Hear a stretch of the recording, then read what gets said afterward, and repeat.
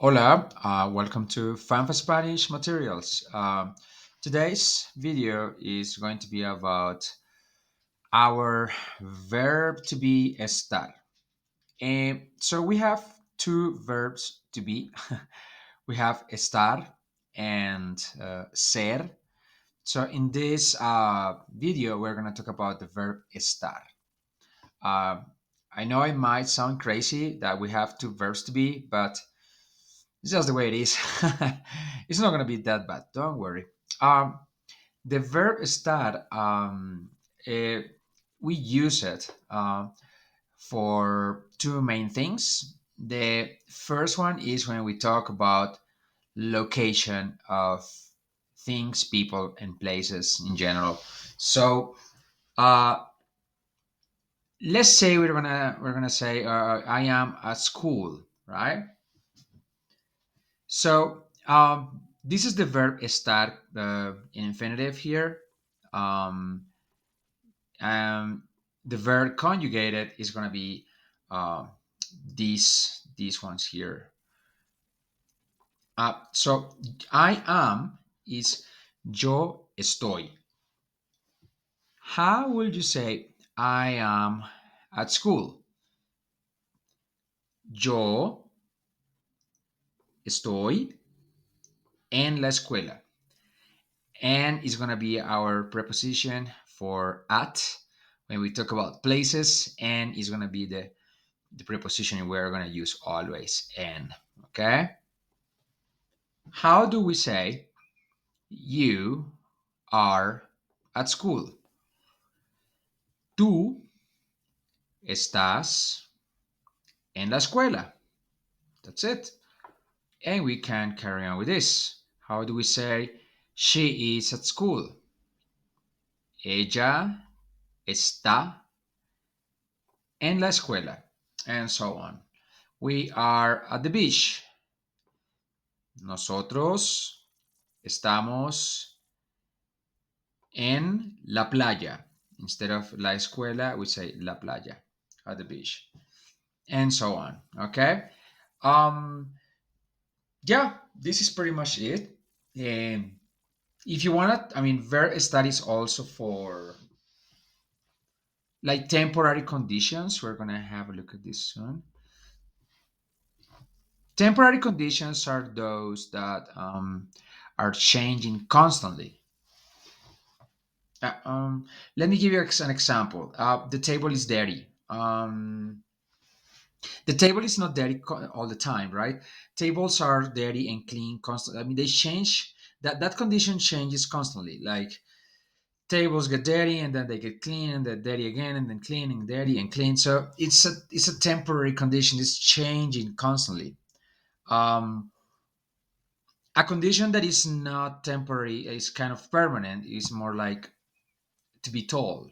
You are tall and that's it. It's not that tomorrow you're going to be a dwarf. No, you're tall and you will be tall.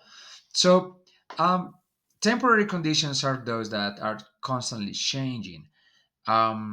So, emotions, for instance, are one of those conditions. Happy, to be happy, you're not happy all the time. Sometimes you're sad, then happy, then frustrated, then excited. So, that's why for emotions we use the verb estar because this is a temporary condition. Yeah. Um, I have here feliz means to be happy. Yeah. Um, Here.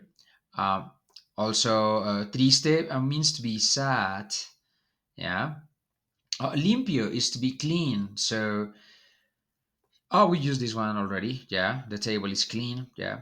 Tranquilo. Tranquilo is to be calm. Yeah. It's kind of a like a condition, like an emotion kind of thing. So, yeah. That's why when you ask the question, ¿Cómo estás? When we ask the question, ¿Cómo estás? We are referring to how is your condition now in this very moment?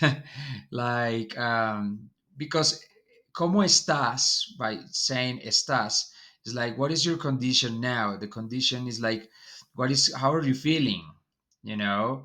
Uh, we are talking about these kind of things like of the moment, like things that are emotions, or you can say estoy tranquilo, estoy feliz, estoy preocupado, I'm worried. So ¿cómo estás is how are you? Like right now, how are you feeling? How are you doing? Yeah. Um, and that's it. So how do we say I am happy?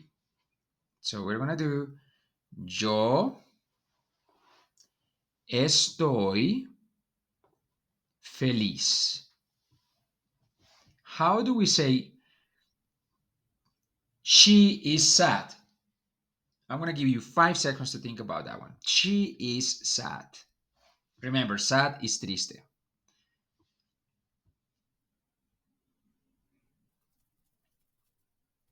So she is sad is ella está triste. She is sad. We are calm. Let's do we are calm. I give you three, okay, 5 seconds also.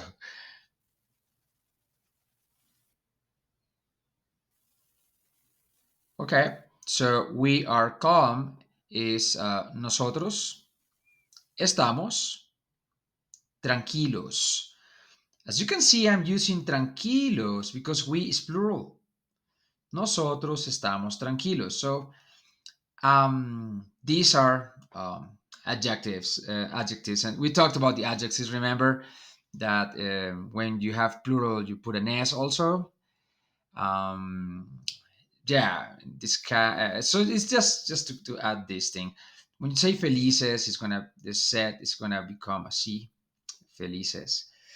But okay, but anyway, so tranquilo is if it's just one person. It's like imagine I'm saying I am calm. Yo estoy tranquilo. Cool. But if it's we are calm, then it's nosotros estamos tranquilos. Okay. Uh, the question ¿cómo estás? As you can see, estás, right? It's conjugated in the second person. Look, estás. It's because we are asking, uh, how are you? So, ¿cómo estás? How are you? Estás is are you? Second person. That's why we say ¿cómo estás? Yeah. And the answer is yo estoy bien. Bien means I'm well, I'm fine, I'm good. Yeah. Yo estoy bien. Okay. That will be it. So remember, verb estar, we have it for two main things: location of things, people, places, whatever.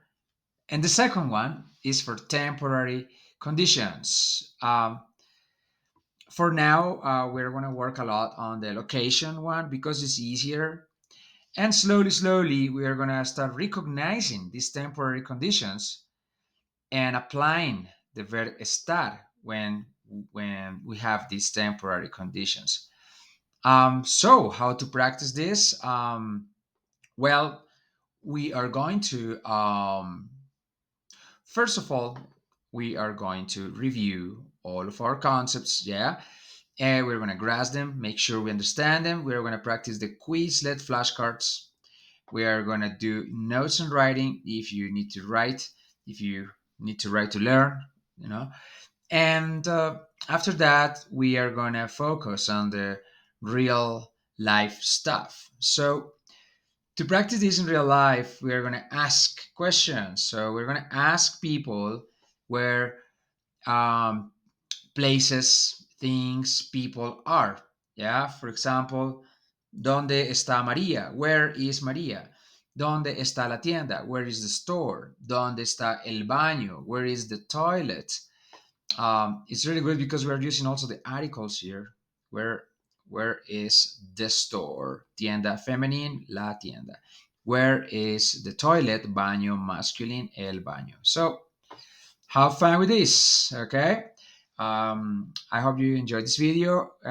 Thanks for watching and see you in the next one. Hasta luego.